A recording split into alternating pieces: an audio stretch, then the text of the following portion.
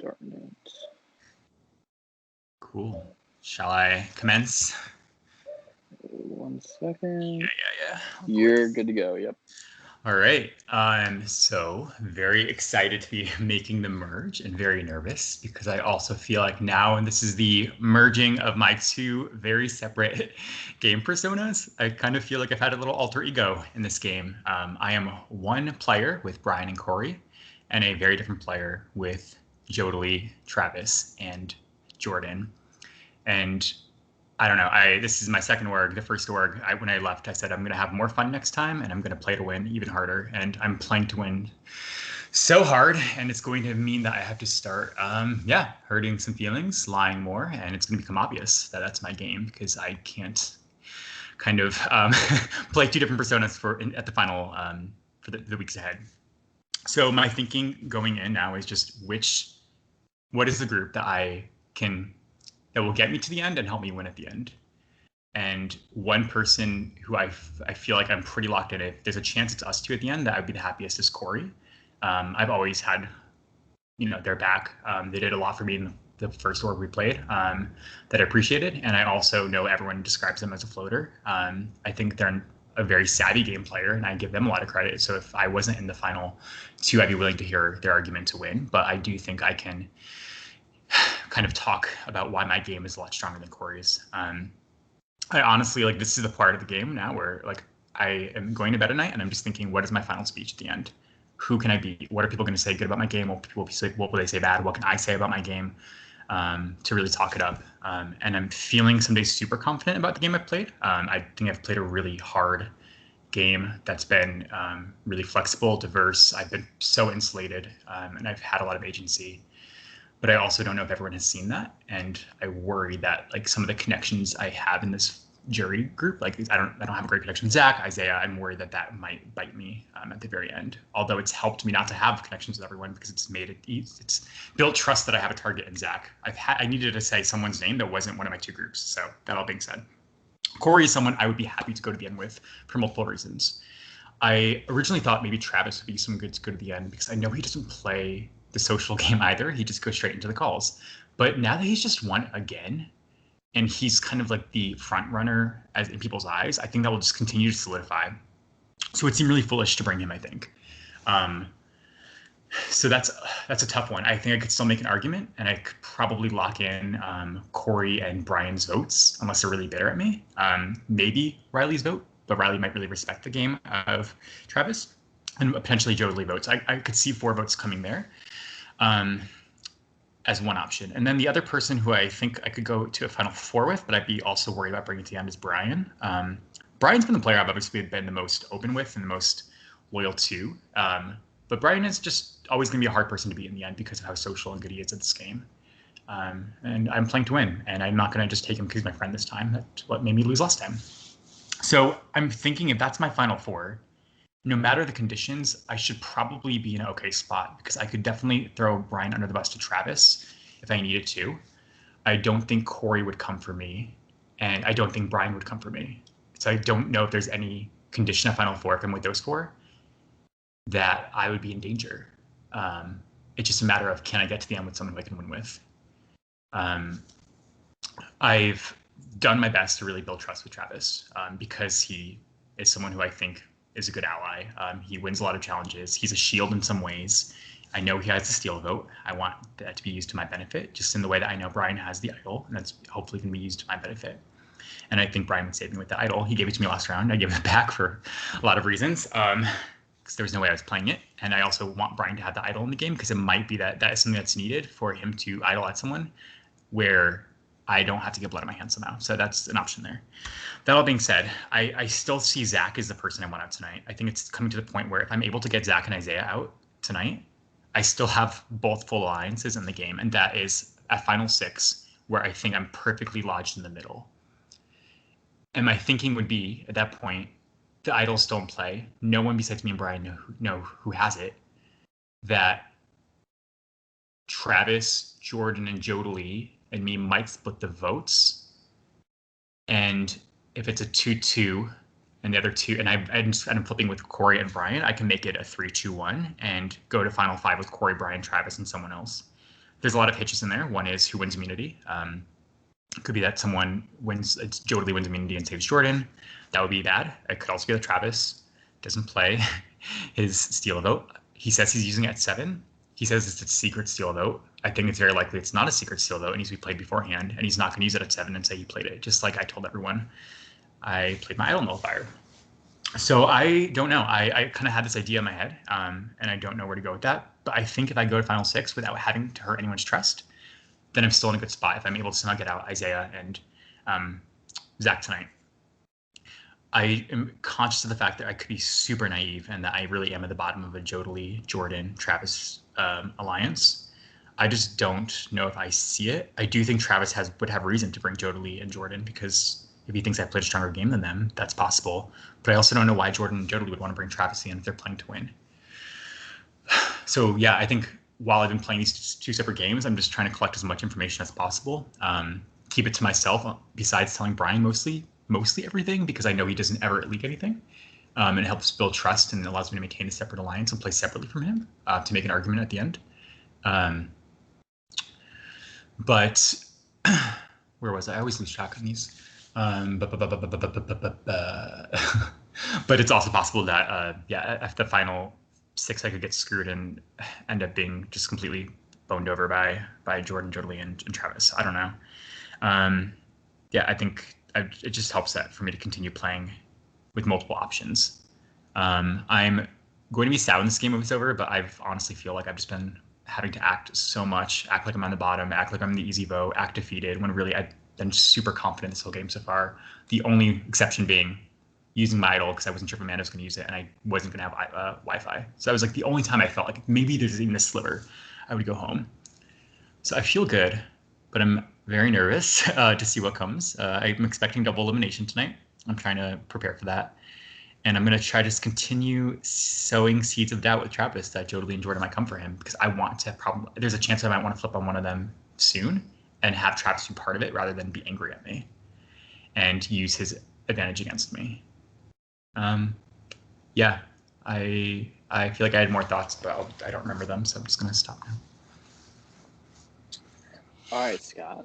Yes. I have a few questions for you. The first one being, now that you know Riley was the first member of the jury, right?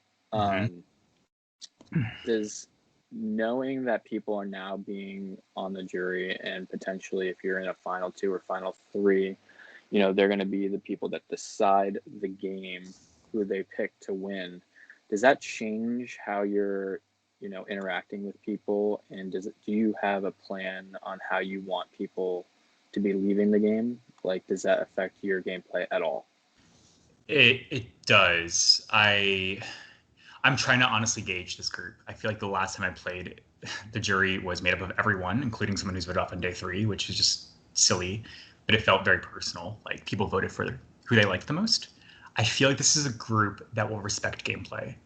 And I have my gameplay argument in my head, but honestly, like everyone is a hero of their own story. So I feel like I'm playing an amazing game, but I'm sure other people feel the same way. And there might be things I'm totally naive to as well. I think I could make a winning argument right now, but I also know I need to continue to step up my game because I can't just I can't say I played a great pre-merge game and then I didn't do anything at the merge. And I'm also conscious people might get this idea in my head that I'm just being dragged along by the 3-person alliance of Travis, Jodley, and Jordan. And that even if I try to say that was never what happened, the idea will be so ingrained in their head that it might be hard to shake that at just a final speech. I'm definitely worried that I don't have the connection with Isaiah or Zach to get their votes at the end, just because we haven't talked as much.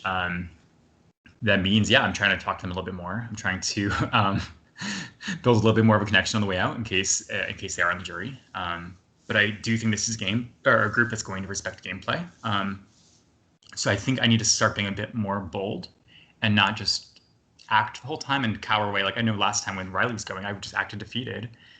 When really I just didn't want Riley to throw me under the bus at all in front of everyone and say that, oh, you played with Brian and Corey, you're a Scott. I was just trying to let everything smooth over. But if I look sad and defeated at the end, then people might not believe that I felt confident this whole time. So I definitely want to play a bit more of a confident, bold game and try to work on those connections, knowing that these people will have a say in who wins at the end.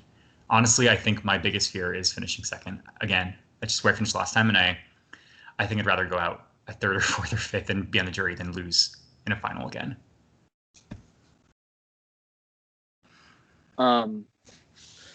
So I believe it was last night. I didn't watch the recording, but I believe it was last night that it was announced that the Travis was going to be picking somebody to be his sidekick. They have safety. Does that twist kind of affect anything that any gameplay of yours, knowing that potentially now and for however long in the individual phase that the winner of the superhero challenge picks a sidekick who also has safety?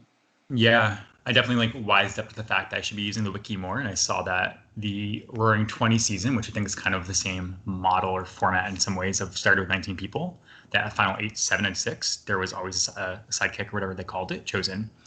Um, it's it's tough. I want safety, obviously, but me having to reveal my cards has been something I've always been so scared of in this game because I am playing a double agent type of game, and I don't want people to catch on to that. Like I would be happy in some ways if Travis chose me, but people I guess already have floated the idea that me and Travis might have a final two, so that is a little scary. I don't think I'm in danger tonight, so I'm not going to push Travis for that necessarily.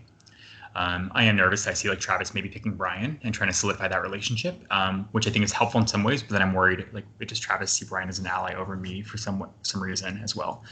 Yeah, it does. It throws a wrench in a lot of things. I'm thinking of like Final Six, if it really is me, Corey, Brian, Travis, Jodalee, Jordan, and Jordalee. That's the couple name I always have in my head. If Jordan or Jodalee win, they might save each other, and then I'm not in a great spot. Or Travis might have the steal a vote or something like that, and use it to get me, Corey, or Brian out. And then I'm in a final five where I'm hoping that the three of them, Travis, Jodalee, and Jordan, are together. So it does definitely affect the fear that like you could have targets and you could have two targets and they both could become safe, even at the final six. So I think I'm trying to think about how that could affect the roadmap, and it does make me kind of want to get out Jordan or Jodalee at 7. But the fact that I think we're going to go down, we're going to have that second elimination tonight. It doesn't allow for a lot of time to plan. So it's scary. I don't want to piss Travis off when he has the steal, though. I need his trust still. I'm just praying someone tries to get me to vote off someone else in that line so I could use that to my advantage or something, to make an argument as to why we're blindsiding one of them. So yeah. Another question that I have is regarding the back and forth with the idol with Brian. Yeah. What was that all about, number one? And then number two, I think you mentioned that you're the only one other than Brian that knows that that idol is in play and that he has it. How are you going to use that information, or are you going to keep that to yourself? Yeah, I am 90% sure Brian would use the idol on me if I needed it. So I'm happy for that to be with us too. It also is nice that I didn't want Brian to tell Corey, because I didn't tell Corey, and I don't want Corey at the end being like, Brian told me things and you didn't tell me. So I'm trying to keep this information to ourselves. Brian, if I just don't see Brian cutting me, I genuinely don't, because I brought Brian to the final 3 in my last org with, and I could have cut him, and that cost me the game. And he could be more ruthless, and he could do it. And I would respect it if he cut me. It would make sense, but I just don't think he's going to. Yeah, I'm more sure he's not going to than he is. I'm not super confident, or not like positive, but so I need Brian at the final 5 or the final 4 ideally, and then I would hope that I could cut Brian at 4 or 3. So him having the idol where he could save himself or me, I think is very helpful. I also want everyone to think I played the nullifier, because I want vote splits at this point. I think I can use a vote split to my advantage. I think I'm secure enough where if I got rid of Zach and Isaiah tonight, I think everyone else trusts me. And I don't think I'm the biggest threat on the table, or the one who's like the biggest floater that people want to get rid of. I think I'm securely in the middle, where I just don't know why people would want me out, because I think my game's still pretty hidden from everyone in some ways. So I think vote splits actually help me.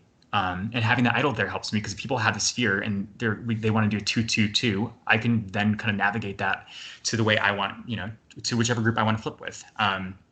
So I don't plan on telling anyone about the idol. I'm hoping that someone at some point, if they don't know me, Brian and Corey are together, will come if they want one of us 3 out, they'll come to one of us and say, I want this person out, and we could use the idol to save someone, and then get rid of get rid of someone else. And if I don't have to be say if Brian and Jodely, or Brian and Corey idle out Jodely or Jordan, and I don't have to get blood on my hands from that, that's amazing. So I don't know. I'm still figuring out how to exactly play it, but I think it's beneficial to use it. And the reason I didn't use it last night is I just didn't think I needed it.